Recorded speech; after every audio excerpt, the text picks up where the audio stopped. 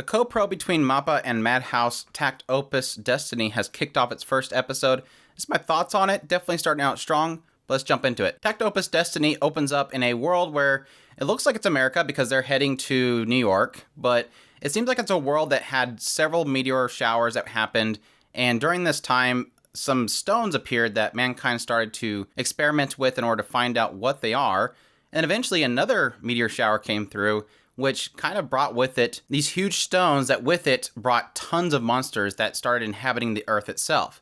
Jump forward to our current time where the series opens up, and it looks like mankind has kind of given up on music. We see a mother that's telling a story to her children, and at some point the child's like, Mom, what's music? And so it seems like this world itself has given up on music as we find out there's these creatures known as D2s, which are drawn to music. They actually hate the noises that mankind make, but more importantly, music itself. As we find out with the main character, if the music is even more symphonic, it even bothers them even more so. But thankfully, it looks like, according to the story that this mother's telling, plus as we see in the first episode, mankind does have itself a way of fighting back against these D2s, and that is through conductors, people that are able to control music arts, which are basically these beings that are able to fight back against the D2s that appear at the same time. So already interesting. It's kind of laying out this idea of maybe this first shower that came in brought the music arts maybe, and then this second shower brought this invading threat that is falling behind them or something. But as this episode goes along, we kind of meet more about this guy.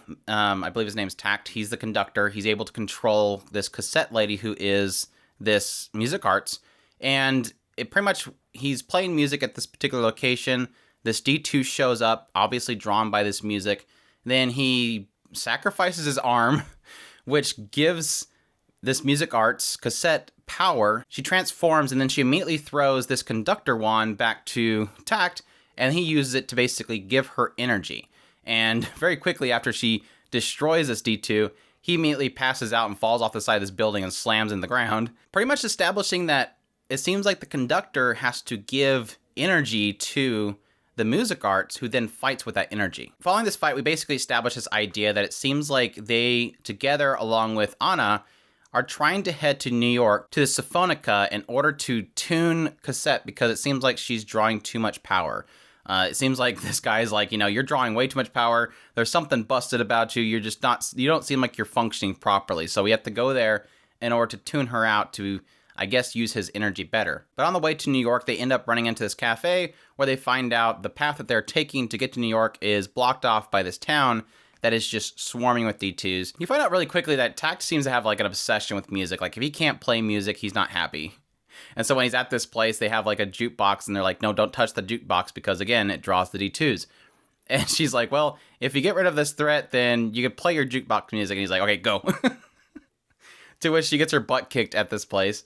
Come back, they kind of regroup, kind of rebuild their energy, and then set up a plan to use this piano to draw this monster out of his hiding and then attack it, which they end up succeeding at, and then continue on their journey. So a pretty solid episode. It really established the world itself. Like I said, going through the aspects of the D2s that showed up, the music arts that are these beings that can fight against the D2s, and this idea that the music of this world has kind of been squelched because they don't want to draw the D2's attention, kind of leading to a world where nobody really knows what music is. They even have this moment where Takt plays the piano in the middle of this town, and everybody's just stunned.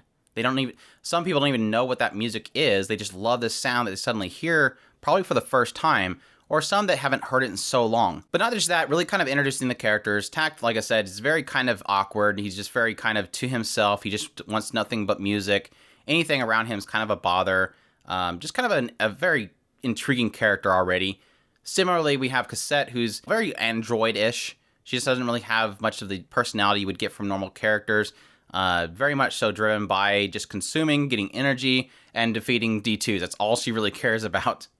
And her misunderstandings of what human nature is. They even have this moment where she's eating donuts and she's like, I don't understand why humans would waste this space in the middle of the donut. It doesn't make any sense. Already really loving Cassette. She's just she just kicks total butt. Great little personality with her, really goofy, just picking up Takt and chucking him inside of a car. Just a no-nonsense kind of character already. And then Anna being very kind of the straight man character. She's just kind of trying to keep the two of them together, keep them ordered, keep them on goal. Nobody wants to listen to her, but she's like, we just need to go here. Stop getting side distracted. Really, so far, just with the three of them, creating a really nice chemistry. Which does definitely beg the question of what this show is going to do going forward, because so far what is established is that, yeah, it's a pretty interesting premise. Nothing really that I see is going to be really groundbreaking. I'm kind of wondering if this is going to be one of those shows where the overall story is not going to be really anything but just to drive the characters forward. But if more of this show is going to be more about just the adventure of the characters going on their journey.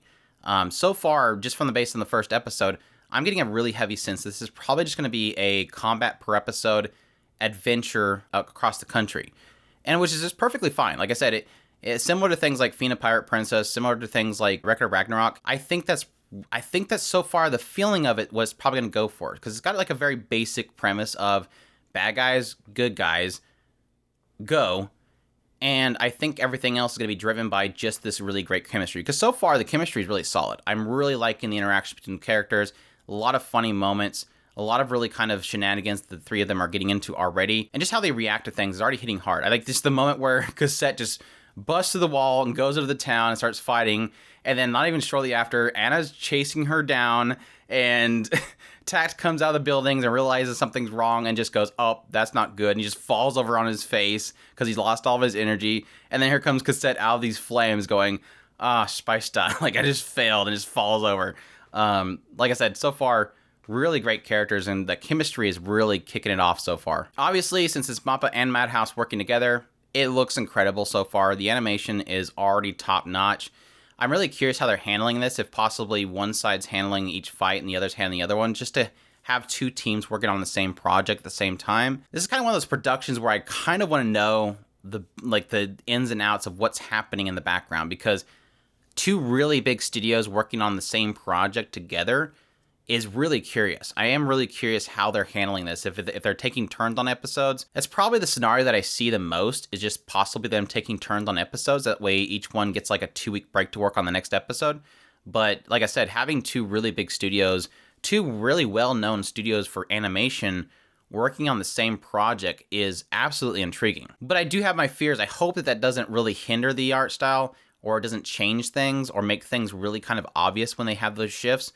Because it possibly could, unless they have a strong hold on how things are being directed, is technically concerning. But either way, it's definitely turning out to be fantastic so far. I think this episode 2 will probably be very telling for this series, but I just want to jump on here and just kind of give my shouts out for the series so far. It's definitely starting out strong. But yeah, I hope you guys enjoyed this video. If you did, leave a like down below, comment, let me know what you thought of the episode if you're going to check it out. Subscribe if you haven't already. Share this video if you can. Support us on Patreon if you can. We definitely appreciate everybody that does. And stick with us as we go through all the shows of the next coming season, giving my first impressions on it, as well as some shows I'll be covering on a weekly basis. But I hope you all enjoyed, and y'all take care.